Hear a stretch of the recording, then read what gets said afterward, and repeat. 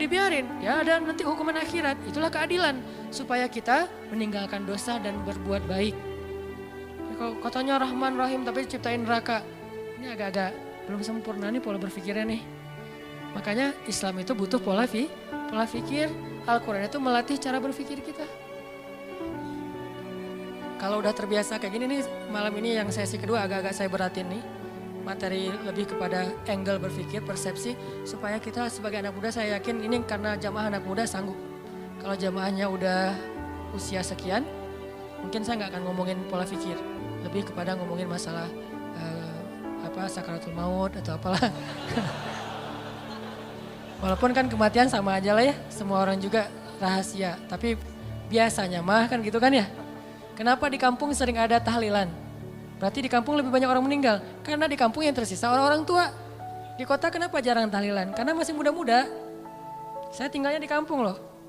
Satu tinggal di kampung, satu tinggal di kota. Ya gitu aja, gak usah dijelasin. Kenapa saya milih kampung? Memang kita senang suasana di rumah saya kan belakang tuh ada kayak backyard gitu kan, ada kayak kebun kecil. Terus kita kalau sholat duha, kalau ngomong tahajud kan ria duha aja lah yang semua orang juga bisa. Duha itu di kebun. Karena salah satu hobinya Abdullah bin suaminya Asma bin Abu Bakar siapa? Zubair. Abdullah bin Zubair. Itu hobinya sholat di bawah langit kalau duha. Akhirnya kita kalau duha sesekali itu sholatnya di kebun. Sengaja milih yang Cihanjuang atas, yang airnya masih mau mandi aja sayang nih air terlalu bening nih dipakai mandi gitu kan ya. Layak diminum. Cihanjuang atas sama yang agak di perkotaan. Kalau di perkotaan biar mudah aktivitas. Kalau yang di atas biar tenang. Di atas hampir tiap bulan ada kasus orang meninggal. Kenapa? Di kampung. Saya nggak ngambil kompleks, sengaja ngambil kampung. Kalau di bawah jarang ada yang meninggal. Kenapa? Anak-anak muda. Walaupun tetap rahasia Allah. Nah karena ini anak muda saya ngomonginnya tentang persepsi. Tentang pola pikir. Supaya nggak ada lagi muncul istilah. Ini mah urusan pribadi saya sama Allah. Nih persepsi nih. Opini publik kan. Ini mah urusan pribadi saya sama Allah. Ketika kita menasehati teman kita bukan pengen ikut campur urusan dia. Kecuali kalau kita ikut campur masalah keluarganya. Tapi kalau masalah amal soleh, memang Allah yang nyuruh. Watawasau bil haq, watawasau bisab. Tinggal nasihatinnya dengan cara yang baik. Bil hikmah, bil mau'izatil hasanah. Kalau dibantah, jadilhum billatihi ahsan. Balas dengan cara yang lebih baik, senyumin aja. Salamun. Bukan berarti kita cuek. Kalau kita nggak nasihatin, manusia itu susah sadar. Jangan tunggu ilham dari langit. Karena kalau datang ilham dari langit berat. Lewat musibah, lewat masalah. Mending dinasihatin teman kita. Jadi bukan urusan pribadi saya sama Tuhan saya. Persepsi. Tadi, kenapa belum berhijab? Yang penting menghijabi hati dulu. Daripada kepala dihijabi tapi hatinya dengki. Gak ada yang menghijabi hati. Menghijabi hati itu gak bagus. Khatamallahu ala qulubihim. Allah menutup hati mereka. Siapa mereka? Orang yang kufur. Jadi yang harusnya menutup kepala membuka hati. Bukan menutup hati membuka kepala. Kebalik. Persepsi berpikir kan? Makanya kenapa saya bilang Al-Quran itu nyuruh kita berpikir. Jangan disuruh tutup hatinya. Yang ada alam nashrah laka sadrak. Dilapangkan, dibuka dadanya biar dapat hidayah. Tapi kepala ditutup semampunya. Belajar mungkin awalnya cuma diikat doang. Lama-lama diikatnya di sini. Lama-lama diikat dililit-lilit. Lama-lama diginiin. Lama-lama naik makin tinggi gitu kan ya. Terserah itu Mas Stella ya, saya nggak tahu lah fikihnya, tanya aja sama Ustaz Abdul Somad. Yang jelas bertahap. Yang pasti nih, bukan nutup hati buka kepala, tapi tutup kepala buka hati. Kalau ada orang yang berhijab tapi masih buat dosa, jangan salahkan hijabnya, salahkan orangnya. Ada orang yang sholat tapi korupsi, jangan salahkan sholatnya, salahkan orang yang korupsinya. Dan jangan bilang gini, mending saya nggak sholat dan nggak korupsi. Daripada dia sholat tapi korupsi. Dia sholat dapat pahala, korupsinya dosa. Kamu nggak sholat dosa dan nggak korupsi dapat pahala. Masing-masing kebaikan dan keburukan itu ada bagiannya sendiri-sendiri. Jangan dibentur-benturin. Nggak ada mending-mendingannya. Mending mana nih? Orang yang banyak amal soleh tapi riya dengan orang yang banyak dosa terus dia taubat. Mending mana? Susah mendinginnya ya. Makanya ada yang bilang gini teman-teman. Kadang-kadang salah ngomong mungkin ya. Beberapa penceramah pernah ngomong gini. Lebih baik orang yang banyak dosa lalu bertaubat daripada orang yang banyak amal soleh tapi ria. Benar nggak tuh? Lebih baik, nih, lebih baik orang yang banyak dosa lalu bertaubat daripada orang yang banyak amal soleh lalu ria. Gak ada cerita orang banyak dosa lebih baik daripada beramal soleh. Terus kata yang benarnya gimana? Lebih baik orang yang bertobat dari dosa daripada orang yang ria akan amal soleh. Itu bahasanya. Tipis kan? Yang tipis-tipis ini kita belajar di Mesir. Supaya gak salah ngomong. Saya kalau memperkenalkan teman saya, misalnya satu grup gitu ya. Seorang ulama di Mesir yang saya pernah bilang audisi. Saya kan pernah ikut audisi di TV Mesir untuk baca Al-Quran. Namanya As-Saud Al-Zahabi, suara emas, seruling emas judul acaranya. Diseleksi dari ratusan orang cuma 5 orang yang bisa masuk tayangan TV, Iqra TV itu. Nah pas audisi ada 3 juri, di tengah yang juru bicaranya, kayak di Got Talent gitu kan. Di tengah dia bilang, saya Abdullah, juri bidang tajwid.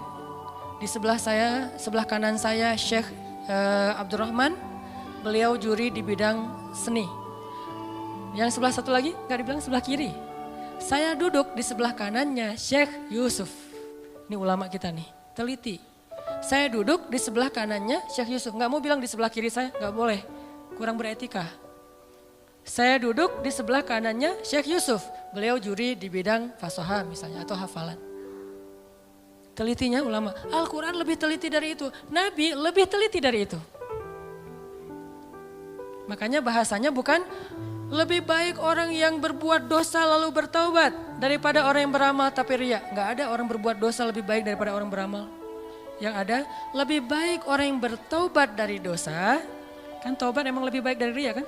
Lebih baik orang yang bertaubat dari dosa daripada orang yang ria akan amal-amalnya. Itu benar kalau kayak gitu teh. Supaya gak jadi opini publik yang mengatakan belum tentu dia lebih baik yang lagi buat dosa nih. Belum tentu dia yang lagi sholat nih, belum tentu yang sholat yang ke masjid itu lebih baik. Bisa aja yang berbuat dosa lebih baik ntar dia masuk surga. Gak ada orang berbuat dosa masuk surga. Yang ada orang habis berbuat dosa taubat, gara-gara taubat masuk surga. Tuh ada tuh, katanya pelacur tapi masuk surga. Mana? Itu yang ngasih minum anjing, dia bukan pelacur. Dia udah bertaubat, jangan bilang lagi dia pezina, dia udah bertaubat, udah baik, udah soleha. Setelah dia bertaubat, saking dia serius bertaubat, dia gak ngeremehin amal soleh. Sampai anjing aja dikasih minum. Karena buat dia itu amal soleh, dia ngerasa selama ini saya kurang amal nih. Sekarang saya mau tamak nih. Mau rakus dengan amal soleh. Apa aja saya lakuin, termasuk ada anjing yang kehausan, saya kasih minum. Terserah berapa aja pahalanya. Gitu kan, saking semangatnya nih. Dan Allah tidak meremehkan amal hambanya. Seorang yang udah banyak dosa kalau bertaubat, amalnya cuma sedikit, yaitu kasih minum anjing bisa masuk surga. Itu pesannya kayak gitu tuh. Jadi kita habis taubat nih, belum amal soleh nih, masuk surga. Kalau udah taubat. Buktinya yang membunuh 100 orang udah beramal soleh belum? Belum. Satu-satunya amal soleh dia apa? Taubat. Satu-satunya amal soleh dia adalah taubat, masuk surga. Jadi gak ada cerita pembunuh masuk surga, pezina masuk surga, gak ada. Yang ada orang yang bertaubat dari membunuh masuk surga. Orang yang bertobat dari berzina masuk surga. Ini cara kita menilai Allah Subhanahu wa Ta'ala. Ini namanya persepsi akidah, bukan wawasan akidah. Mungkin di beberapa talim kita belajar wawasan akidah. Wawasan akidah itu uluhiyah, rububiyah, asma, sifat. Itu wawasan akidah. Tapi kadang gak membentuk persepsi, walaupun itu juga penting. Cuman porsinya harus ditambah, membentuk persepsi kita tentang Allah. Udah selesai belum membangun emosional kita kepada Allah? Kalau akidah kita udah sampai membangun emosional, itu udah keren. Siapa yang terbangun emosionalnya? Rindu, malu. Nabi Ayub itu malu sama Allah. Sakit 10 tahun, gak pernah berdoa, ya Allah sembuhin dong, kan saya udah 10 tahun. Enggak, kenapa malu sama Allah? Kita boleh gak minta doa sembuh? Boleh banget. Karena derajat iman kita kan gak kayak Nabi Ayub.